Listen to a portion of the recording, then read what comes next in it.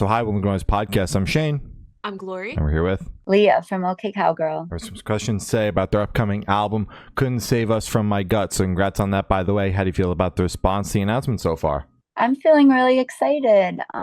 This is our first release with the help of a record label, and it's just been really awesome to have that extra support and to be sharing ideas and getting their help to push the record to more people. Hell yeah. The album is awesome. Oh, yeah. Thank you. Hell yeah. So is there any meaning behind that album title or cover art? Yeah, Couldn't Save Us From My Gut is a line from the song Our Love, which was the fourth and last single off of the record. And comes from a verse that goes, even all our love couldn't save us from my gut.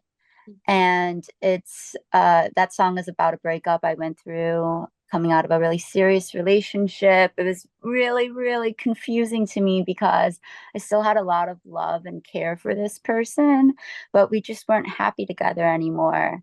And it was the first time I'd ever experienced something like that. Where it was like there's nothing dramatically wrong. We weren't fighting all the time. Nobody did anything bad. We just weren't happy. And it was strange because it didn't make sense to my brain. My brain was like, well, everything's fine. And, you live together and it would be complicated to break up. And you've invested so much time already and your families love each other. And why would you explode your life like this? But my gut and my heart was telling me that this doesn't feel right. I think there's something else out there for me that I'm supposed to go look for, and learning to listen to my gut and not let my overthinking get in the way was definitely a really big challenge and a big lesson for me. And I feel like in that time in my life, which was about a couple of years ago, I was learning that lesson in a lot of different areas of my life as well, such as, with my day job and with friendships and with where I was living, just learning to stop worrying about what was right, what was wrong, what other people would think, and really tune into my intuition a little more. And that's reflected in the lyrics of a lot of the songs on this record, which is why I decided to name it Couldn't Save Us From My Gut. Gotcha.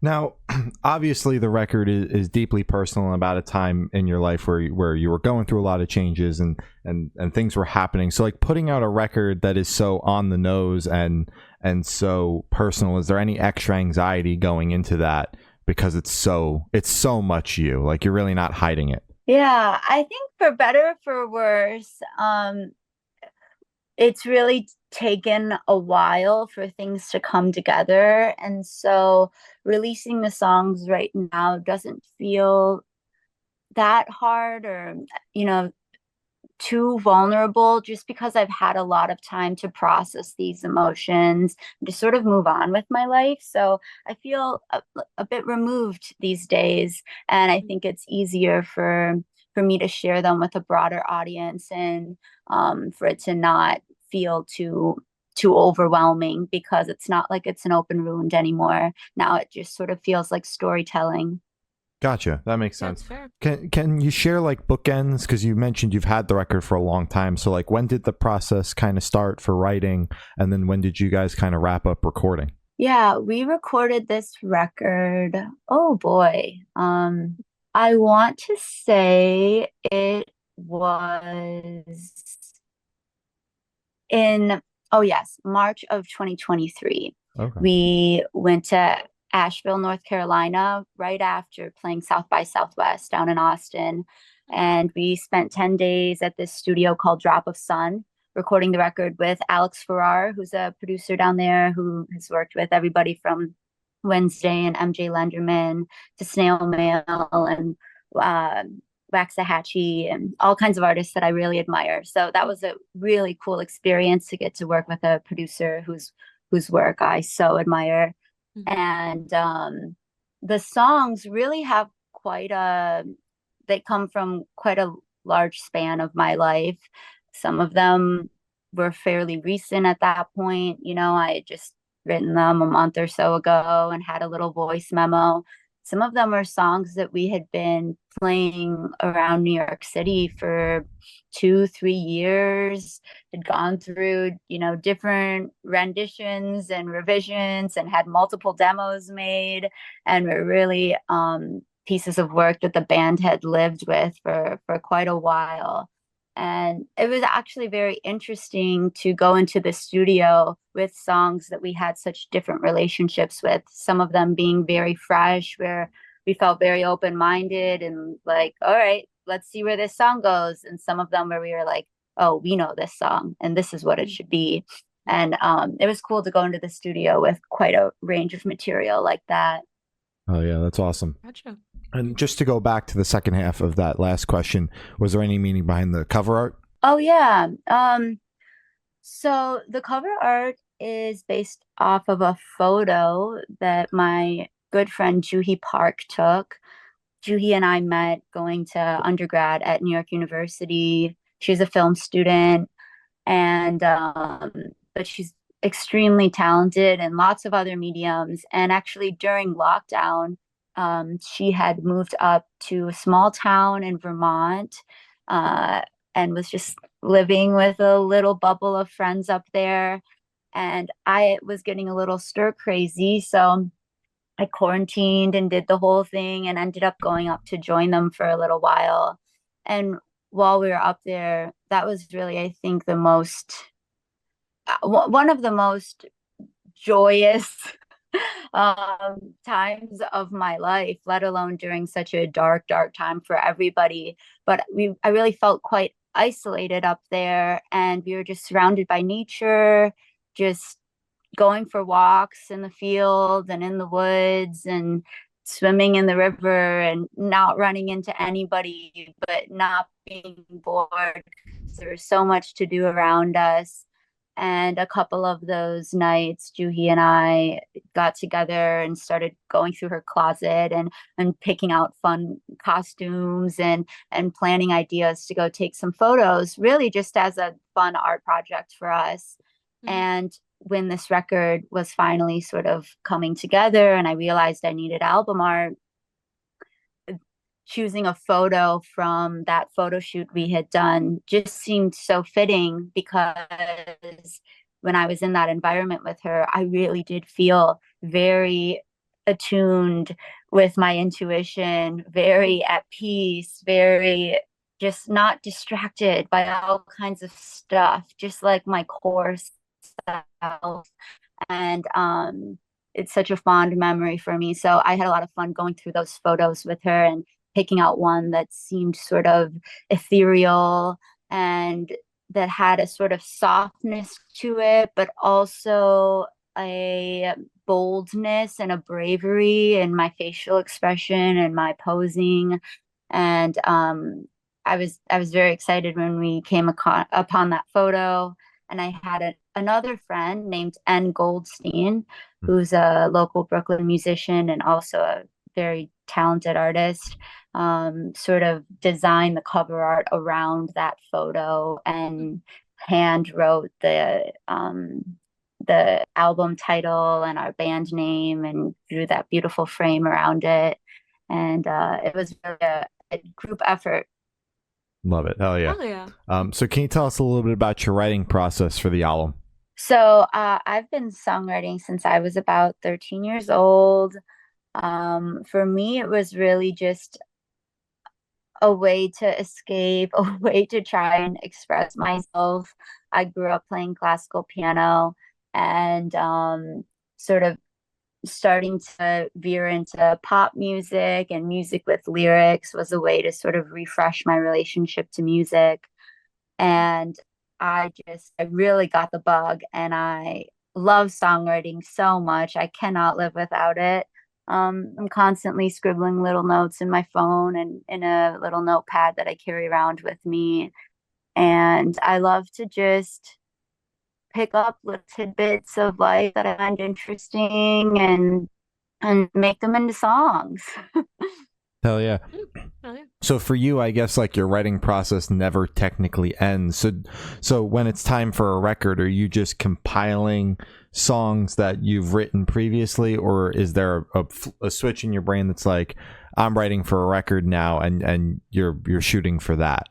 Yeah, writing for a I don't necessarily write for a record. It Coming up with a record is much more of a curatorial process for me, where I go through my notebooks and my recordings and look at the songs I've written in the past year or two that have not seen the day of light yet, and sort of decide which songs I think fit together, which songs are the strongest, which songs are the ones that I do feel like sharing.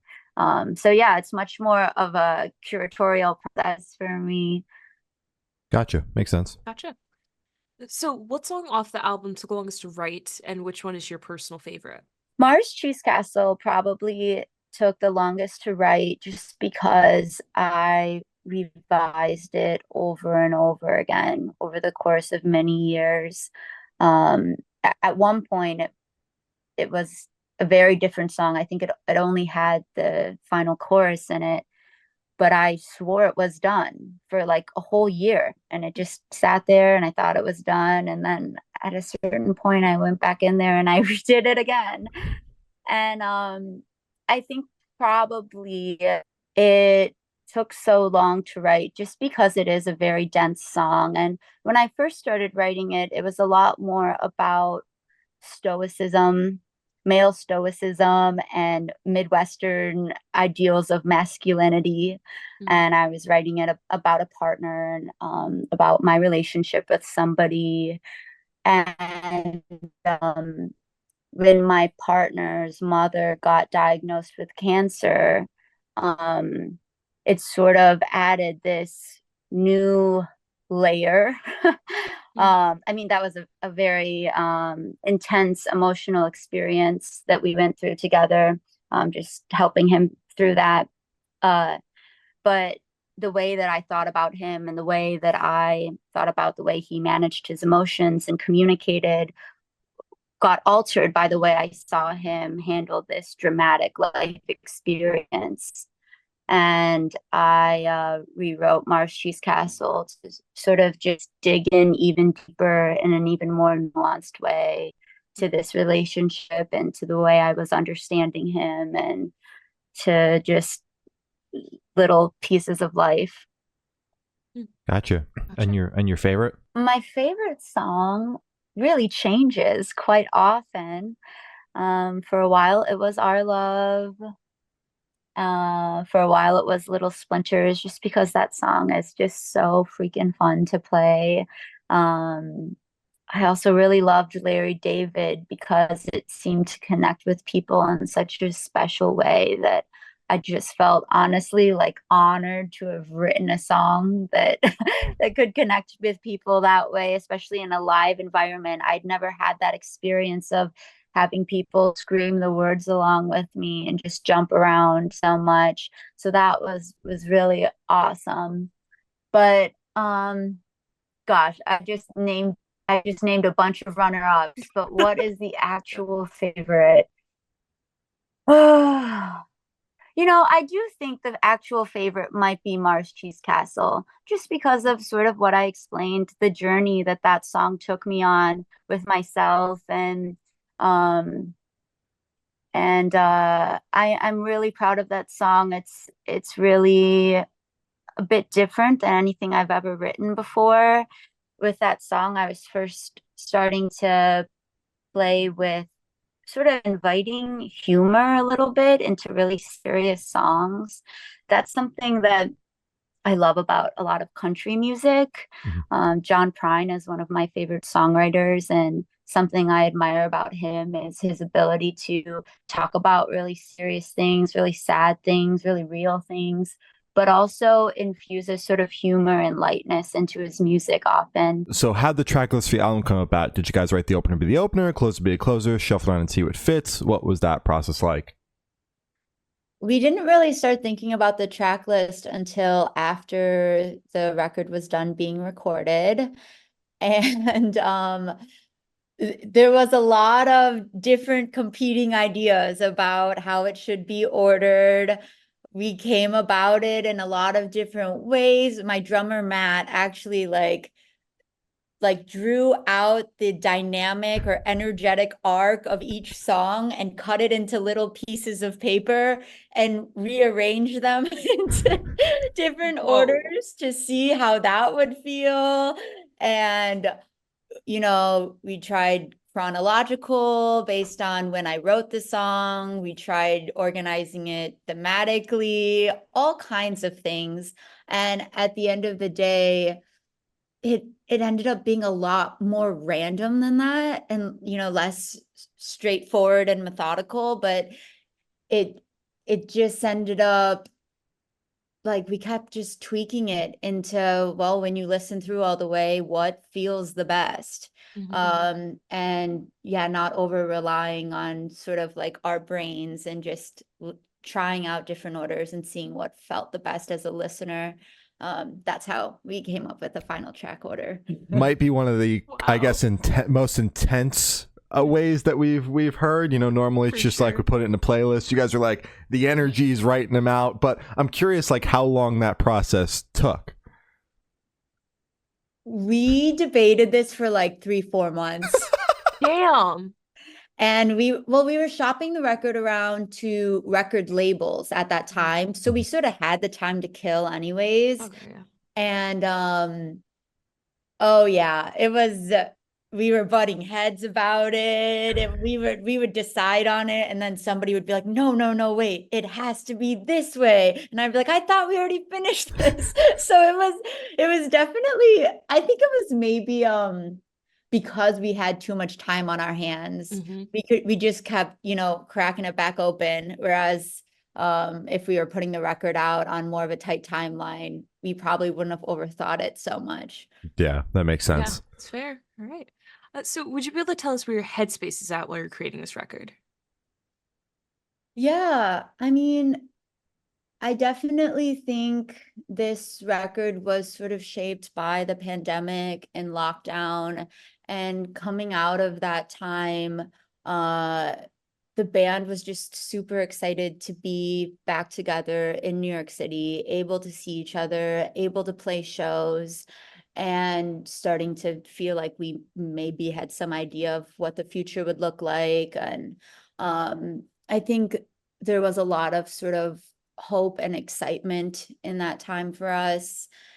And other than that, I definitely, I'm in my late 20s now, and around the time that we were recording this record, I was sort of starting to feel my life catch up to me and feel like I guess this is a common theme of overthinking, that I had, spent my teenage years and my early 20s really just worrying about, oh, is this ready? Is this good enough? Like, I should wait till I write better songs. I should wait till I have a clearer idea of what our sound is. I should wait. I need to figure everything out before I show myself to the world. And I sort of had this shift in perspective where I was like, wait, I don't have time to wait. I should just go from where I'm at, just do it, and then move on and keep doing it. And I'll figure these things out along the way. And so that was definitely also something that was very much on my mind as we were making this record. Gotcha. Okay. So did something happen to kind of give you that awakening of, holy shit, I just need to just say fuck it and just put everything out. I just need to start working and get everything done. Or was it just kind of you woke up one morning and was like, oh wait, I should probably just start changing shit. I think it was the combination of just getting older, but also that feeling of loss from lockdown, where I felt like, oh gosh, I just lost a year of my life. Like, and I think that might have been a catalyst to really feel like, oh, I don't want to waste any more time. Like, I want to just get out there and do it, and not just sit here and think about doing it. That makes For sense. sure. Gotcha. Yeah. So how do you recommend your fans to listen to this album for the first time? Should you do it in the car with friends, in the dark with headphones on? Is it a workout album, party album? What do you personally recommend? I definitely think that your first time listening, you should do it alone. This song is this record is very lyrically centric. There's a lot of storytelling, and the words are really important to me, at least. So I feel like listening to it on your own, so you can really sort of just hone in and get lost in that, is awesome. I really like to listen to it while I'm driving. I like to listen to music in general while I'm driving. It's just like, I feel like it, maybe it's because of that alone aspect. Maybe it's because often I'm driving alone. So I feel like I'm in my own little world. Whereas if I'm listening at home, I'm likely to get distracted or be running around and doing things. But when I'm driving, I can just sort of zone out in this like pseudo meditative like vibe and just listen to the music. So I guess that would be my top recommendation for first time listening. Yeah, that's when that's basically the only uninterrupted time I get is when I'm in the car. So that is where 90% of my new music listening happens. Totally. Yeah. So this one should be super, super quick off the top of your head. I want you to describe this album for new listeners in 3 words. No more, no less. Expansive. Oh, okay. There's a lot of variety in the different songs. Like honest. Oh, And raw. Is raw the same thing as honest? I feel like they could be used interchangeably, but I'd take it because raw I feel like could be more emotionally charged versus honest could just be truthful, I guess. Yeah. Yeah. Yeah. Yeah. I I really back like it. this interpretation. Yeah. There you go. Hell yeah. Yeah. So in that same train of thought, is there a certain feeling or emotion you want listeners to have while going through the album? Not really. I do think the record is a bit of an emotional roller coaster. And so maybe just being open to going on that ride and knowing that it will take you a lot of different places. Fair enough. All right. That's fair. Yeah. And are you able to touch on any particularly challenging or standout moments during the creation of this album, positive or negative? Well, I think a standout positive moment was definitely getting to record the record. We worked with this producer named Alex Farrar, and we had never recorded a record like just like in a set amount of time like this, where we've been into the studio, we had 10 days there, and by the 10th day, it needed to be done because then we were driving back from North Carolina to New York City. There's no going back in there to re-record anything. There's no like sitting with it, changing our mind, going back into none of that. It was just like, we're going to record it and this is it. And whatever we come up with, that's it. And that was a really nice different way to approach recording for us. Something else I liked about that is usually we've recorded in New York City where we're all just so busy, and we'll reserve the studio for like 2 days here and a day here and 3 days here, and we're just constantly at the mercy of everybody's schedule, and things just felt just a little more truncated, and everybody was a little more distracted because, oh, I got to leave the studio early today because it's my girlfriend's best friend's birthday, like little things like that getting in the way of people's ability to just immerse themselves in the recording process. And so it was awesome to do this almost like destination vacation recording session where we were just, staying together in this apartment, cooking our meals together, waking up at 9 a.m. every day, recording 11 to 8, going out for a drink at the end of the night together, and just doing that 10 days in a row, like just really getting in the flow. It was such an awesome and new experience for us, and I think we definitely want to record our next record in the same way. Yeah, I don't blame you. Living in the record sounds a lot better than like trying to live your life while also recording like a record almost on the side. Absolutely. Hell yeah. So for this question, I want you to picture you're on tour. You're at a gas station for a rest stop. What is your snack of choice? My snack of choice is kettle cooked salt and vinegar potato chips. Ooh. Heavy on the kettle cooked. Fuck yeah. Absolutely. Yeah, I completely agree. The And on the band loves goldfish though. oh, So that's probably what they'd be eating. that's good. The extra cheddar or like the rainbow or something. They love it all. Flavor blasted, original. Yeah. They're Okay. goldfish guys. Yeah, that's fair. That's fair. And on the topic of food, if the band was a dish, what dish would the band be and why? Hmm. I feel like we'd be like a stir fry or like a fried rice or something Ooh. with like a lot of just different flavors mixed together. Mhm. We all have very different backgrounds and honestly very different musical influences. We listen to different genres of music in our free time. Hmm. It's not like, yeah, and I think because we have these different musical influences, it sort of makes collaborating exciting because we're all coming at it with just very different ideas from each other. So yeah, something like a stir fry, I think. Sounds I good. love that. Yeah. And for the last couple of questions, we're going to shift completely away from music and go straight to death row. Boom. So if you're on death row, what would your last meal be with a drink? My last meal would be kimchi jjigae.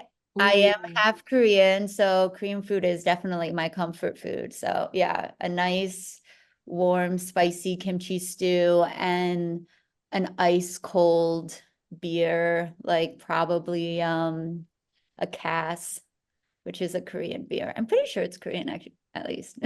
Oh, that sounds delicious. Yeah. I fucking love kimchi. So that's yeah, hell yeah.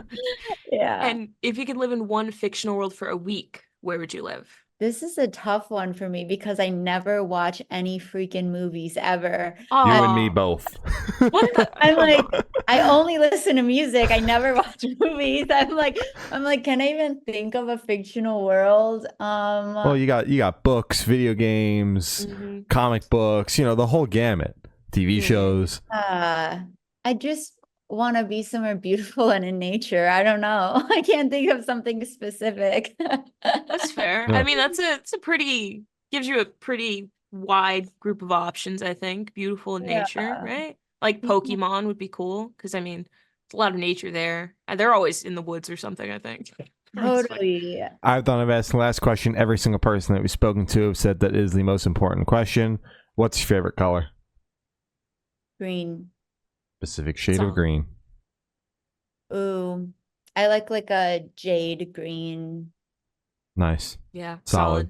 solid. Mhm. So as I said, that's all the questions we have today. Is there anything that you would like to plug?